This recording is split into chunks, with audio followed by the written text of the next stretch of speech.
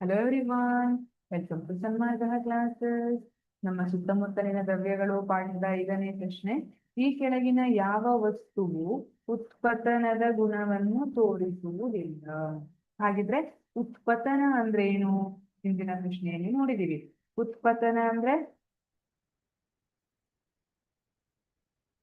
ಉತ್ಪತನದಲ್ಲಿ ಏನಾಗುತ್ತೆ? ನೇರವಾಗಿ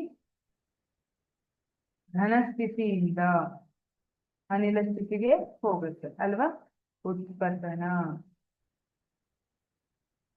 ಘನದಿಂದ ನೇರವಾಗಿ ಅನಿಲ ಸ್ಥಿತಿಗೆ ಹೋಗುವಂಥದ್ದು, ದ್ರವ ಸ್ಥಿತಿಯನ್ನ ತಲುಪೋದಿಲ್ಲ. ಇದನ್ನ ಉತ್ಪತನ ಅಂತ ಕರಿತೀವಿ. ಹಾಗಿದ್ರೆ ಇದರಲ್ಲಿ ಯಾವುದು ಉತ್ಪತನದ ಗುಣವನ್ನ ತೋರಿಸೋದಿಲ್ಲ?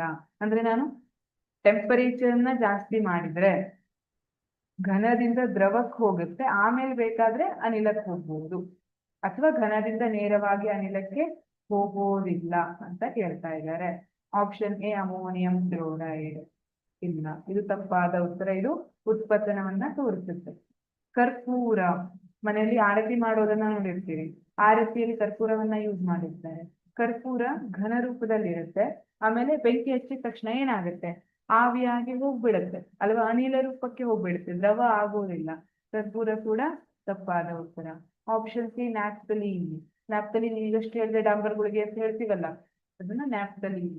ಅದು ಕೂಡ ಘನದಿಂದ ನೇರವಾಗಿ ಅನಿಲ ಸ್ಥಿತಿಗೆ ಹೋಗುವಂತದ್ದು. ಇದು ಕೂಡ ತಪ್ಪಾದ ಉತ್ತರ.